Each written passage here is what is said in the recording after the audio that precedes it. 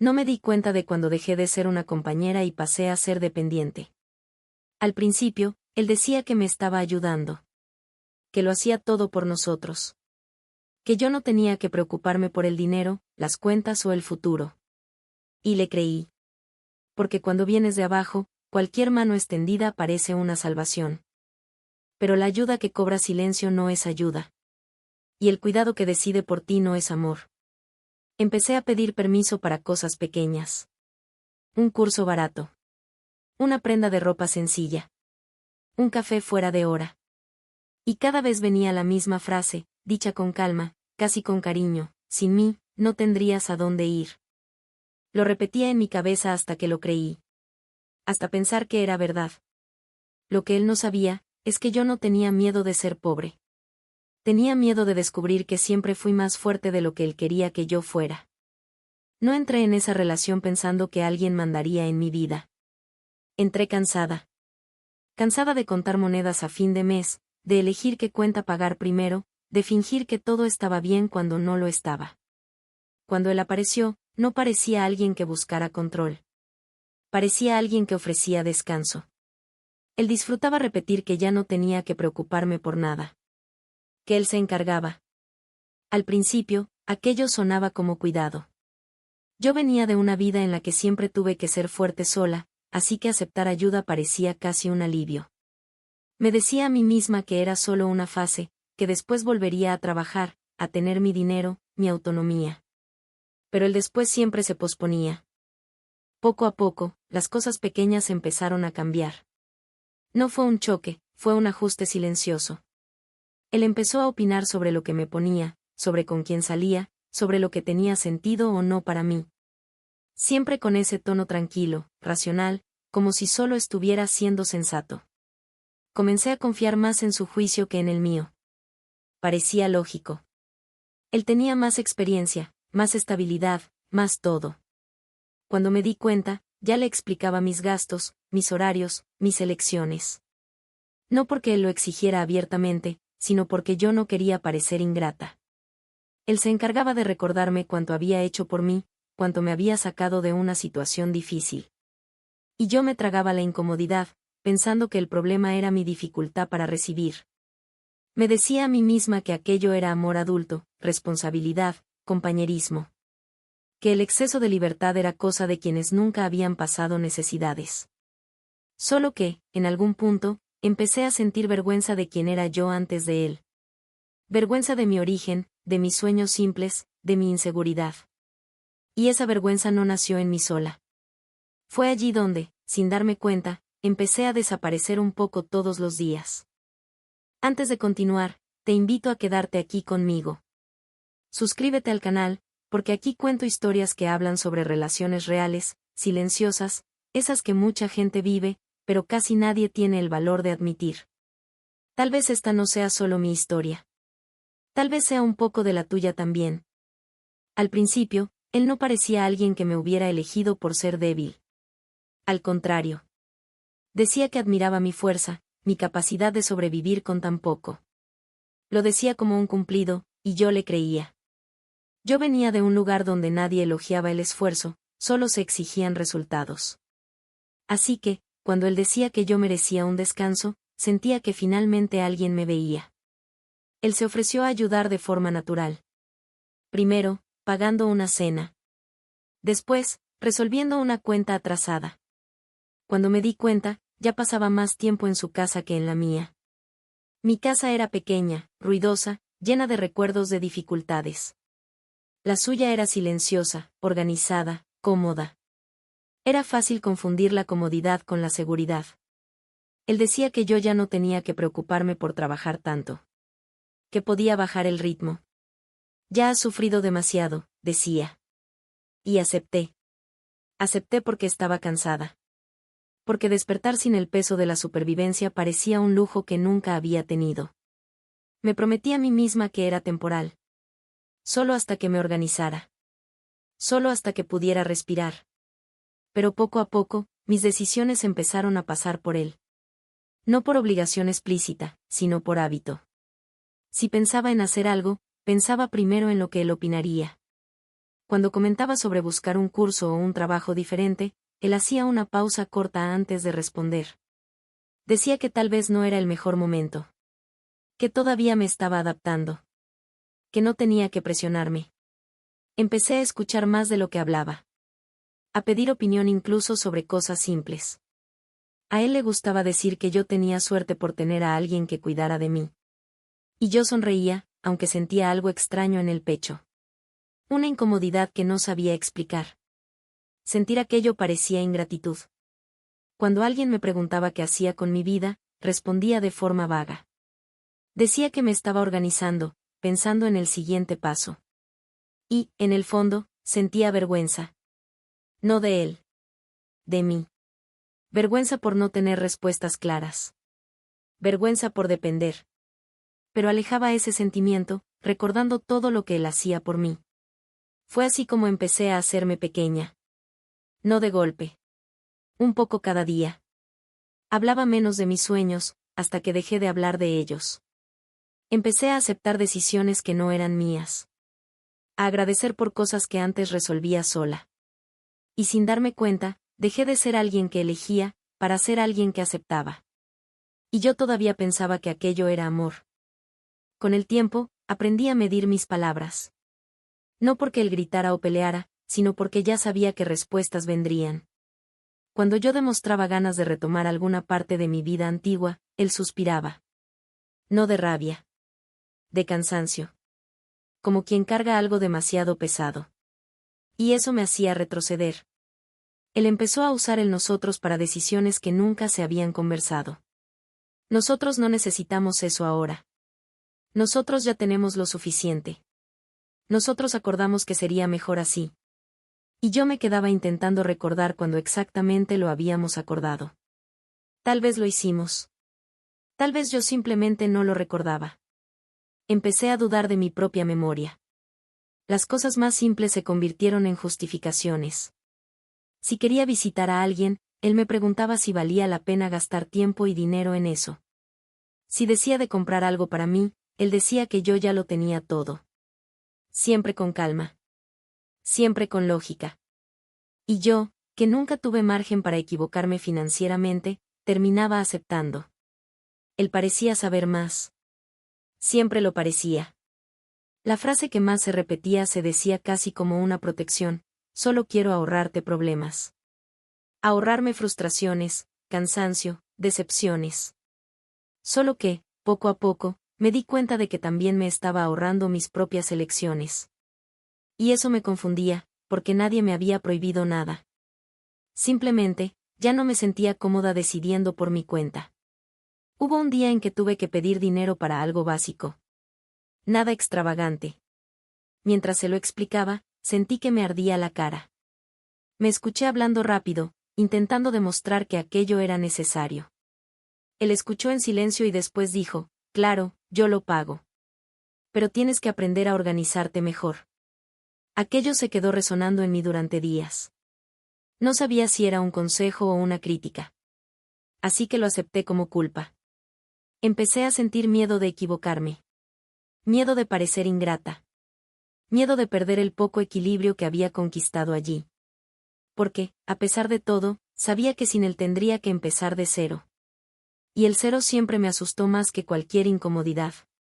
Las personas de afuera pensaban que yo estaba bien. Decían que tenía suerte. Que él cuidaba de mí. Y yo sonreía, porque no sabía cómo explicar lo que sentía. No era tristeza, ni rabia. Era una sensación constante de estar en deuda. Como si tuviera que compensar algo todos los días solo por existir allí. Fue entonces cuando me di cuenta de que ya no me preguntaba qué era lo que yo quería. Me preguntaba qué era lo aceptable. Que no daría trabajo. Que no causaría silencio. Y, en ese punto, ya había dejado de ser elegida por ser pobre. Había sido elegida por ser fácil de controlar. El control se hizo más visible cuando otras personas empezaron a entrar en la ecuación. Antes, era solo entre nosotros, y yo lograba fingir que aquello era normal. Pero en público, las cosas tomaban otra forma. Él hacía comentarios que venían en tono de broma, siempre acompañados de una sonrisa leve, como si no hubiera maldad alguna. Comentarios sobre que yo no entendía ciertas cosas, sobre que nunca había manejado dinero de verdad, sobre que yo era demasiado simple para algunas situaciones. Las personas se reían. Y yo me reía con ellas. No porque me hiciera gracia, sino porque parecía más fácil que dar explicaciones. Después, cuando nos quedábamos solos, yo intentaba decirle que aquello me molestaba. Él respondía que yo era demasiado sensible. Que lo interpretaba todo como un ataque. Que nadie lo había entendido de esa forma, solo yo. Y me sentía pequeña por haberlo sentido. Poco a poco, fui aprendiendo a anticiparme. Yo misma evitaba hablar. Yo misma cambiaba de tema. Yo misma me corregía antes de que él tuviera que hacerlo. Eso me daba una falsa sensación de control, como si estuviera protegiendo la relación. En realidad, me estaba borrando. Hubo una noche en la que mencionó, frente a amigos, que yo no habría sobrevivido sin él. Lo dijo con naturalidad, casi como una constatación obvia. Se me apretó el estómago, pero me quedé en silencio. Más tarde, cuando intenté conversar, dijo que estaba exagerando. «Sabes que es verdad», soltó. Y esa frase dolió más que cualquier grito. Fue allí donde algo empezó a cambiar dentro de mí. No de forma heroica. No fue una decisión clara. Fue un cansancio. Un desgaste silencioso. Empecé a darme cuenta de que, aun con todo pagado, vivía pidiendo permiso para existir. Y eso no encajaba con la persona que yo había sido antes. Empecé a observar más que a reaccionar. A guardar detalles. A notar cómo él se sentía cómodo recordándome mi lugar. Cómo se calmaba cuando yo estaba de acuerdo. Cómo su silencio pesaba más que cualquier palabra. Y, por primera vez, pensé que tal vez el problema no fuera yo. Todavía tenía miedo. Miedo de irme, miedo de equivocarme, miedo de no ser capaz. Pero aquel miedo ya no era suficiente para hacerme aceptar todo. Porque, en ese punto, entendí algo simple y aterrador: yo no estaba allí por amor. Estaba allí porque él creía que yo no tenía a dónde ir. Después de aquel pensamiento, empecé a verlo todo con más claridad, y eso fue lo que más dolió. Porque ya no podía fingir que no lo veía. Cada gesto, cada frase, cada silencio pasó a tener un peso diferente. El cuidado que antes parecía protección ahora sonaba a vigilancia. Su tranquilidad dependía directamente de mi obediencia, y darme cuenta de eso me dejó inquieta de una manera que no sabía explicar. Intenté, por un tiempo, seguir como antes. No porque todavía creyera en ello, sino porque tenía miedo de lo que vendría después. Solo que el cuerpo empezó a reaccionar. Me despertaba cansada, incluso habiendo dormido.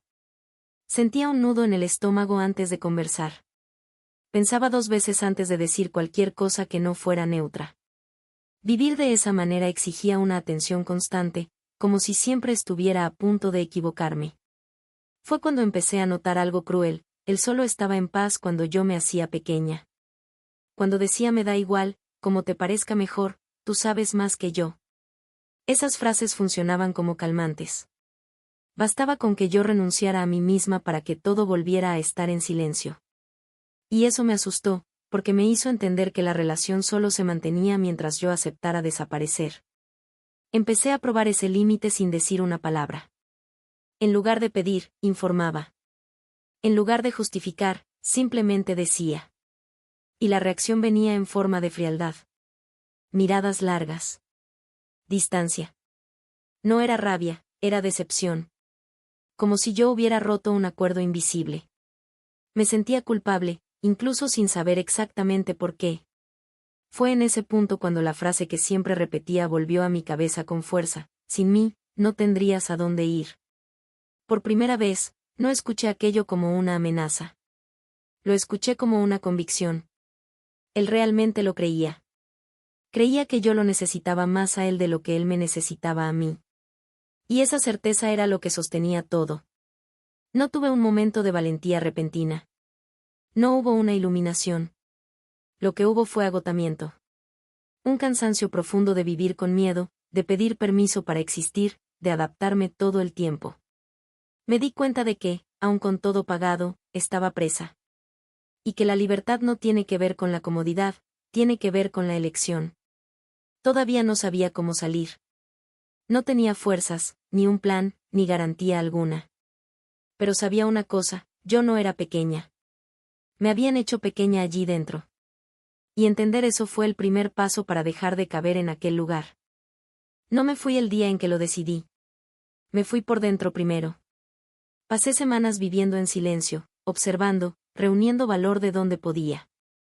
No el valor para enfrentarlo, sino el valor de decepcionarme de mí misma si continuaba allí. Porque, en ese punto, quedarme ya dolía más que irme. La conversación final no tuvo gritos ni escenas dramáticas. Fue simple, casi seca. Dije que tenía que irme. Él me miró con una calma desconcertante, como quien ya había ensayado aquella respuesta muchas veces. Dijo que estaba siendo impulsiva. Que estaba tirando a la basura todo lo que él había hecho por mí. Que no estaba pensando bien. Cuando no retrocedí, dijo la frase que siempre había estado ahí, esperando el momento adecuado para ser usada: no tienes a dónde ir. Y, por un segundo, el miedo intentó convencerme de que tenía razón. El cuerpo me tembló. La voz casi me falló. Pero algo en mí ya se había roto antes, y ya no se podía arreglar fingiendo. Respiré hondo y respondí con la única verdad que tenía en ese momento. Sí tengo. Solo que no es contigo. No era una promesa de éxito. No era un plan perfecto.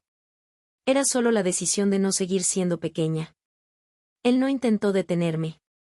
Solo sonrió de una manera que mezclaba incredulidad y desprecio.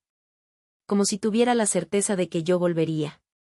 Y tal vez ese fue el último intento de retenerme allí, la duda.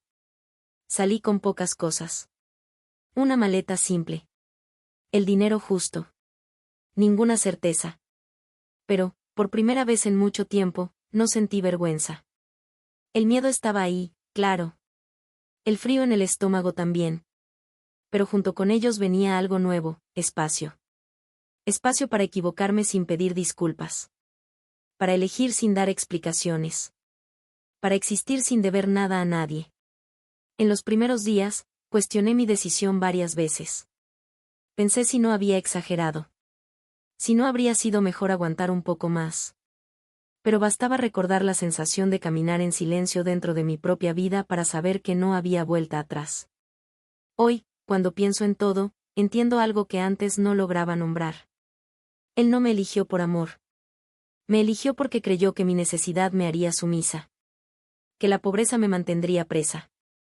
Solo que confundió necesidad con incapacidad. No me fui porque me hiciera fuerte de repente. Me fui porque entendí que ya no necesitaba ser débil para que alguien se quedara. Y ese fue el momento en el que finalmente encontré a dónde ir. Si esta historia te tocó de alguna manera, te hizo recordar algo que viviste o casi viviste, te pido una cosa antes de irte. Suscríbete al canal. Eso nos ayuda mucho a seguir contando historias reales, humanas, que hablan de lo que casi nunca se dice en voz alta. Tenemos una meta de suscriptores y cada suscripción marca la diferencia de verdad. Dale like a este video, porque así YouTube entiende que este contenido necesita llegar a más personas que tal vez estén pasando por algo parecido ahora. Y comenta aquí abajo desde donde nos estás viendo, tu ciudad o tu país. Leo los comentarios, y es así como esta historia deja de ser solo mía y pasa a ser nuestra. Gracias por quedarte hasta el final. Nos vemos en el próximo video.